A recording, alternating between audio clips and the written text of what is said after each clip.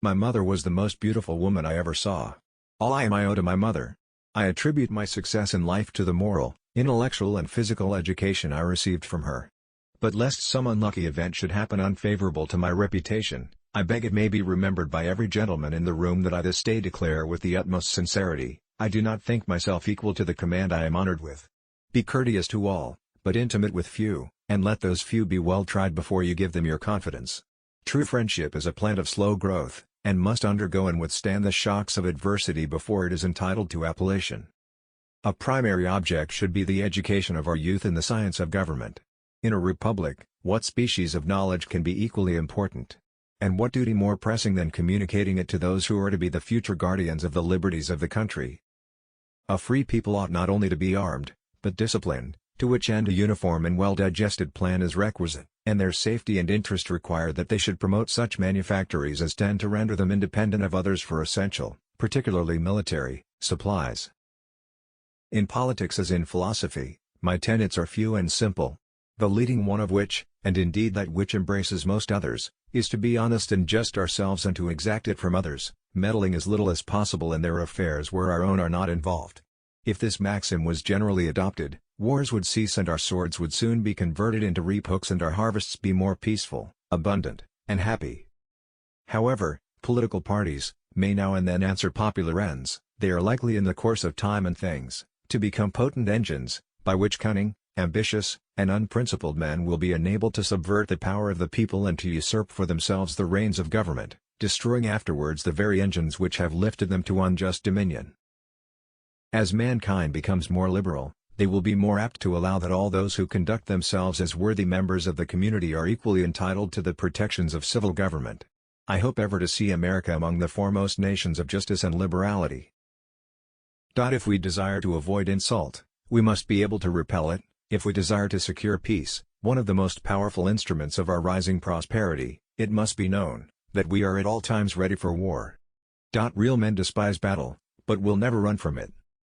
Citizens by birth or choice of a common country, that country has a right to concentrate your affections.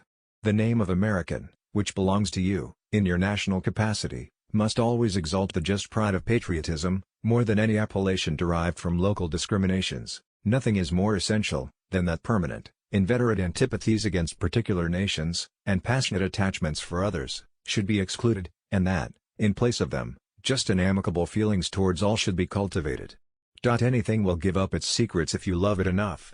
Not only have I found that when I talk to the little flower or to the little peanut they will give up their secrets, but I have found that when I silently commune with people they give up their secrets also, if you love them enough. The common and continual mischiefs, of the spirit of party are sufficient to make it the interest and the duty of a wise people to discourage and restrain it. It serves always to distract the public councils and enfeeble the public administration. It agitates the community with ill-founded jealousies and false alarms, kindles the animosity of one part against another, foments occasionally riot and insurrection. It opens the door to foreign influence and corruption, which find a facilitated access to the government itself through the channels of party passion. All obstructions to the execution of the laws, all combinations and associations, under whatever plausible character, with the real design to direct, control, counteract, or awe the regular deliberation and action of the constituted authorities, are destructive of this fundamental principle, and of fatal tendency. They serve to organize faction, to give it an artificial and extraordinary force, to put, in the place of the delegated will of the nation the will of a party, often a small but artful and enterprising minority of the community, and, according to the alternate triumphs of different parties, to make the public administration the mirror of the ill-concerted and incongruous projects of faction, rather than the organ of consistent and wholesome plans digested by common councils and modified by mutual interests. The bosom of America is open to receive not only the opulent and respectable stranger, but the oppressed and persecuted of all nations and religions, whom we shall welcome to a participation of all our rights and privileges, if by decency and propriety of conduct they appear to merit the enjoyment. No people can be bound to acknowledge the invisible hand which conducts the affairs of men more than the people of the United States. Every step by which they have advanced to the character of an independent nation seems to have been distinguished by some token of providential agency. The hour is fast approaching, on which the honor and success of this army, and the safety of our bleeding country depend.